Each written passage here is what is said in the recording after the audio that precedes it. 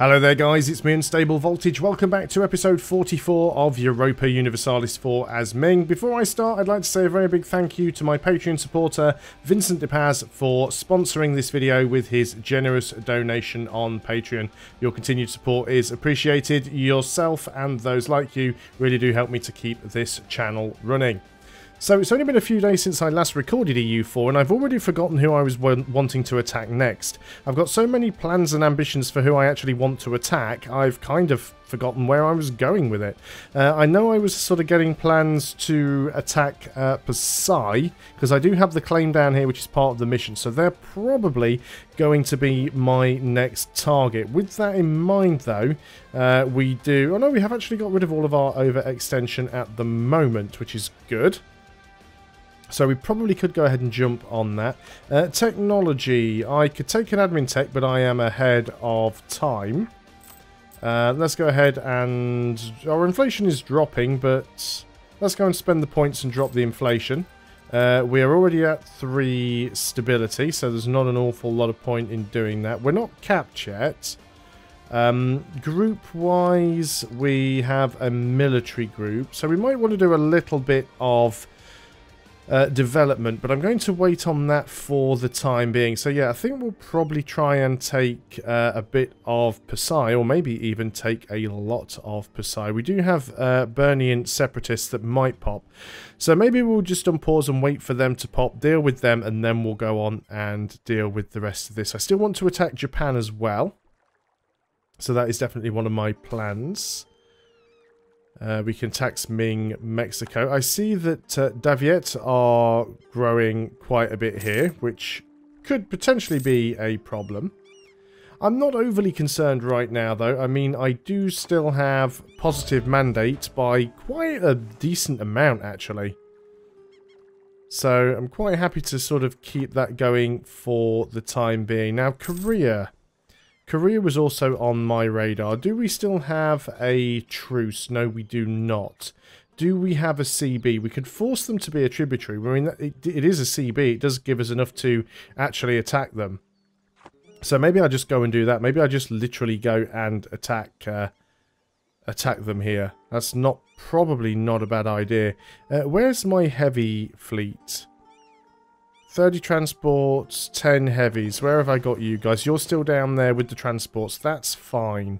I'm happy with that for the time being. So maybe we just go ahead and deal with Korea in the meantime. We take another fair few chunks away from them. Make them into a smaller nation if we can. And then maybe force what's left of them to be a tributary. They don't have any allies or anything like that. So let's just go ahead and declare this war. We've got a lot of allies that would come in, but we don't really need them. So France is actually an ally to us now, which is kind of cool. But yeah, we'll go ahead and do that. We don't have any leaders over here, unfortunately. Let's quickly go and assign one somewhere. Who is... I wish it would actually tell you when you moused over these which leaders are assigned, like where, as in location-wise. So you are Weisendu, that guy. So let's go ahead and put this guy in charge of this army. Should be enough to deal with Korea, to be perfectly honest. Now, they do have a few ships around, but not so many that I'm worried.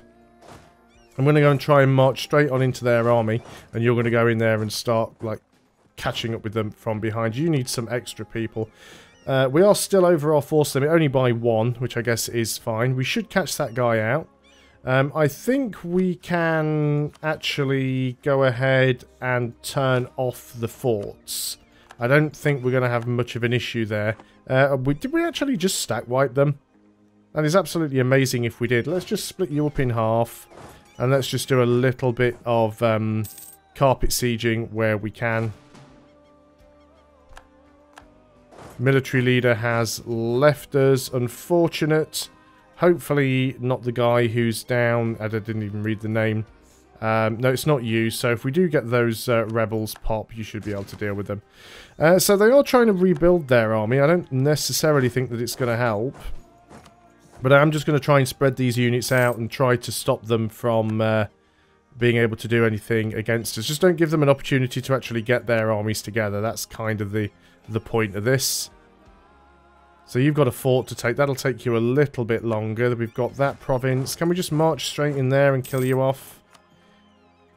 You can go in there as well, just so we've got the numbers. Fantastic. Half of you can move down to there just to take that province. They're kind of running out of places to go, so... And there's Mongolia with a 30 stack, so they're pretty much going to finish off anything that's left. You're just going to go and siege. You're not even going to go and take the 2 stack. Okay, fair enough. Let's send you back over here so we can get that done a little bit more quickly. We'll see what we can take, Korea. Maybe I can take everything, and if that's a possibility, then maybe I will. So, reduced costs of harsh treatment, autonomy change cooldown, fort maintenance on border with rivals. Do we have a border with the Ottomans yet? We don't, but we're close. We don't have any forts on the border with Russia, and it's not like I sort of keep them going anyway. Allow state edict of absolutionism. That can be useful, actually. If we get anywhere that has a lot of devastation, we can pay to get rid of it, so that'll be useful. So we'll go ahead and take that one. Not too sure how much I will use it, if I end up using it at all. But I still think it'll be worth having around. So let's group you guys up. There we go.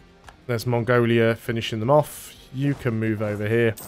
This is going to be a really, really short war. That was the wrong thing to do. Need to find out which colony that was now. Not that one. That's a good thing about having all of these little 3 stacks, is you can look around and go, well, I'll just click on the 3 stacks until I find the one that is done. So this one is done. So let's just go ahead and start work on that one.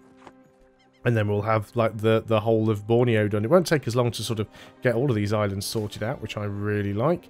Lose a stability or lose a lot of money. That's a lot of money to lose. That actually puts us in the negatives.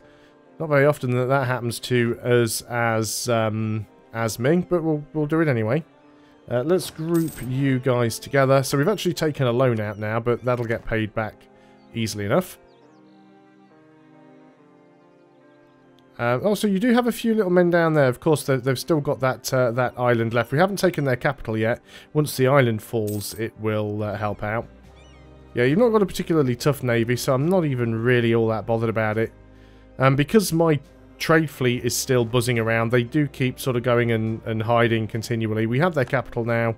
64% chance we'll grab this, so we might as well wait. And our trade fleet has actually just run into their navy. And we won that. Didn't lose any ships, which is fantastic. Just keeping my eye on this because we are about to hit the cap. That said, we're about to take some land, so we'll need some admin points to core it. So we've got another self-sustaining colony, which is this one. And as I promised, we're just going to keep moving around and trying to get all of Alaska built up together.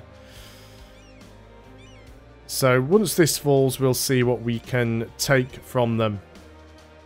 78% on the last tick, and we still didn't manage to take it, which is a little bit disappointing.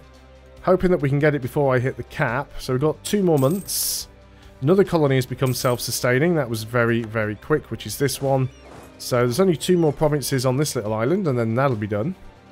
Let's go back over here. Come on, 78% chance. You gotta let me have it this time. Gotta let me have it. Wow, that's 2 78% chances in a row where we've actually failed to take that. That is absolutely amazing. Let's go around here and see if we can just do a little bit of admin development. Just so we don't hit our cap. And it'll all help with tax money anyway. I'm surprised those Burnian separatists haven't fired yet. Yeah, now you're willing to peace out. Wow, that's... Okay, so that was, what, 3 78% chances in a row to siege that has failed. I could go and just put my ships there, I suppose, and blockade it, but it's dropped to 71% chance now. We'll give it one more go. Come on, surely. There we go. Fantastic. 99% war score. So, we want to sue for peace. Making you a tributary would cost 52% war score. And then how much more stuff could we take from you? That much. Or do I want to leave you with that and take some more of the coast so I can be a bit closer to Japan? Leave you just with that.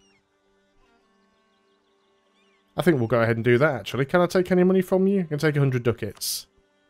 So there we go. Korea is now a tributary. We've taken even more land from them. We've moved them away from the other people so they can't attack them anymore. That puts us closer to Japan. Not that we really need that. California gets some liberty desire. So someone's trying to support their independence. We need to call these provinces, which is fine. We're only 54% overextended. Military, still 5 years ahead of time. So we could probably go ahead and take the idea group. Land leader fire. Let's grab it anyway. We do still have the possibility of the rebellion. It's still only at 80%. So that is fine. Okay, let's go ahead and just put the forts down now. There we go. Don't need all of the forts on for the time being.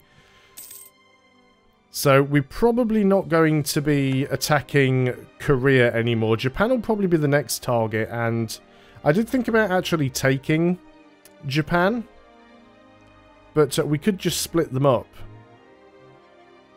I don't know what I'm going to do yet, whether I'm going to split them up and have them all as tributaries, because the problem is, even if you split somewhere up and have them as tributaries, they still end up attacking each other and taking each other over. So you're always going to lose tributaries unless you're specifically going to try and attack a nation and break them apart. So there's always that to consider. Now we can take our Diplo tech. Again, we are still ahead of time, so I'd prefer to avoid doing that if possible. How are we doing with the institutions? We don't have an institutions tech penalty at the moment. I still want to go ahead and attack these guys down here, but I was hoping that those Burnian separatists would fire first. And it's only really Diego Garcia that's got a chance of them firing. We could probably make that go away completely if we went and put you on the boats. And I believe Diego Garcia is one of these islands, but I can never remember which one it is. Is it this one? Yeah, it's this one. So if we go ahead and drop everybody on this island, we should be able to get that rebellion to go away completely. CB is about to expire, which is on Utsang, which is fine. Bengal we probably want to attack and split up at some point as well. Bengal is allied with Delhi. Not too bothered about that. They have a 28 stack, a 29 stack actually, but I don't think that is too much of an issue. So we could go ahead and break that tributary status and then attack them later on. Just eat some more land up that way. But I'm more interested in trying to sort of just eat into Russia. People have asked why I don't just integrate Mongolia, but Mongolia at the moment is a nice little attack dog. You know, they're coming and helping out with 30k stacks, so I quite like that.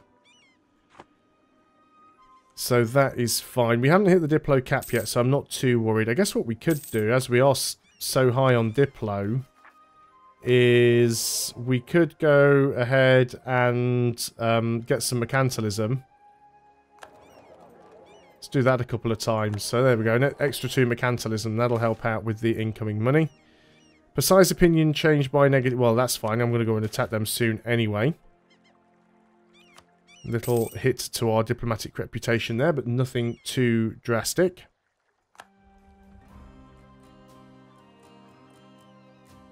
Yeah, that rebellion is already going down, which is exactly what I expected to happen. It's only because they've got separatism here, because they did manage to siege it.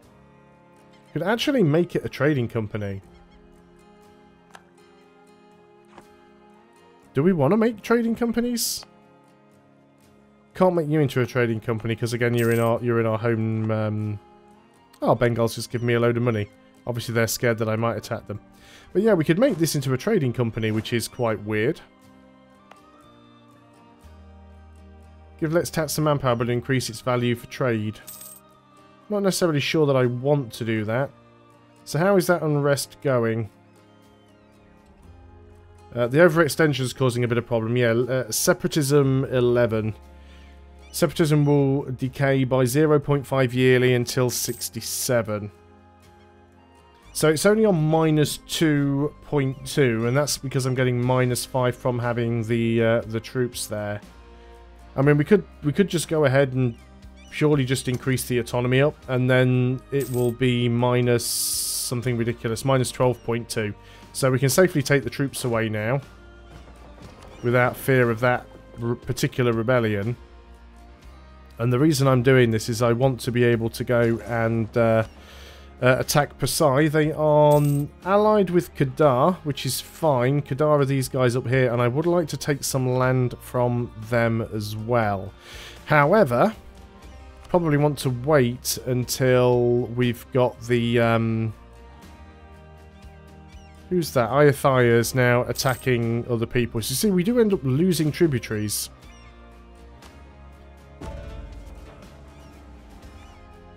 Mind you, the number of non-tributaries is also disappearing, so our mandate gain is still pretty good. We can take admin. We're still a little way off from hitting the cap. Certainly enough to wait another year, so... Or at least wait till the end of this year. We could do a little bit more development as well, which is never a bad thing. Let's just do a little bit more admin development there. And we can take another military idea, which would be prestige from land battles, which is quite nice. There's all the truces ending after that independence war with France. So we're only 3.5 years ahead of time on military. I think I'm going to wait so we can actually pick the tech up for military. So that's fine. How is our religion doing? We're still working on this harmonization. 30%. And how are we doing with that? Oh, Afghanistan sent no tribute. Overextension is getting dealt with. Does that mean Afghanistan are no longer my tributary? They are quite large. They are still a tributary, which is fine. They're disloyal, but they are still a tributary. Got to be careful though, because they are allied with the Ottomans, which is a little bit scary. I do think we still have a CB against Russia. So yeah, we could have another war over there, but they're allied with Sweden at the moment, and I prefer Sweden to be involved in something. They're in a war with Bohemia, which is not going to be that much of a problem. So we'll wait on that, and we'll keep picking on some of these guys down here. We may end up just like taking all of this anyway at some point. As the need to keep tributaries becomes less and less of a requirement, we can just afford to start wiping people out. It really doesn't make that much of a difference for us. I noticed one thing that is being added in the next DLC is going to be the ability for Russia to colonize the tiles around its borders here in Siberia without natives rising, so they won't need to put troops in them, which is quite interesting. Yeah, there's a lot of guys fighting each other down here, most of which we're just going to leave alone. Afghanistan and Korea have high liberty, but again, I don't really care about that too much. But yeah, there's still a lot of cool stuff that we can take down here. I just want that overextension to go away. And it is about to, which actually means we could theoretically just start the war anyway. Let's grab the transport fleet, because we're going to need these guys. Let's go ahead and bring them down here with the heavies as well. So we'll get everybody together in position. You guys should be able to instantly jump on the army of Kadar if they've got any army at all. Yeah, you're allied with Pasai. We should be able to take a good chunk here. I'm going to move down here and jump straight on your 2-stack. Yeah, it doesn't look like they've actually got any army anywhere. There's rebels down here anyway. However, this is one of the provinces that I do need to take. So I'm kind of tempted to just wait and to see if they try and respond to that, because I don't know where their army is. They're not actually at war at the moment. We've lost a general, which is this general that was leading these guys. Let's go ahead and get ourselves a new general. You're not too bad. In fact, we've got room for another general as well. Oh dear, what just happened there?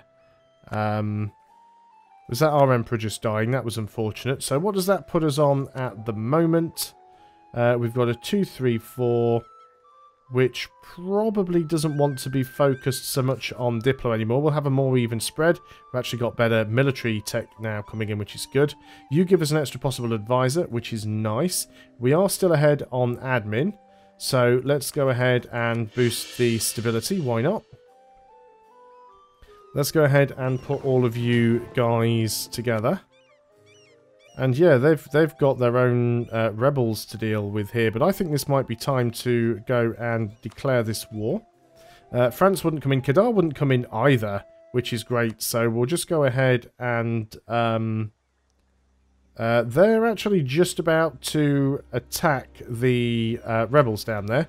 So we'll go ahead and confirm that war. Now they're involved in that battle. We'll get you guys on the boats. And we'll get the boat to drop off over here. And hopefully if we get there quick enough. They've got quite a big stack there. That's like a 37k stack. And they're going to try and unsiege that. Now we've got a 44k stack. So I'm just going to basically march in here on top of their stack. That was a brilliant opportunity to get at their armies. We're going to put our navy out here as well. Now unfortunately we do have a crossing penalty. And they do have higher base morale. But we do have slightly higher tactics and slightly higher discipline. We have a new heir. Let me close that down because the noise gets on my nerves terribly. Who did we have last? I think it was William. So next on my list for this is Tratos. Maybe if I get rid of you first. There we go. Tratos, let's go and add you in as usual. Trying to put in my Patreon supporters. So, did we get rid of you? Yes, we did. And you're only moving one province away right now. So, let's go ahead and just try and smash your army if we can. Fantastic. That was a stack wipe. Let's... Now, which one of you has the best siege? You've got no siege. And you've got one siege. So, let's just take you. The mercenaries. Mercenaries are going to go in here because the mercenaries might be able to find somebody to fight. So nobody else is coming on their side, I don't believe. Excellent. It makes that nice and easy for us. And we should be able to get a decent amount of siege going on here. We are going to have to work our way north, but that won't be too much of a problem. So let's just get you guys across. For some reason, you're deciding not to actually use the strait, and you're going via the ships. Okay, whatever. You go that way, then we'll take the fort first. You don't have any siege, which is a bit of a pain.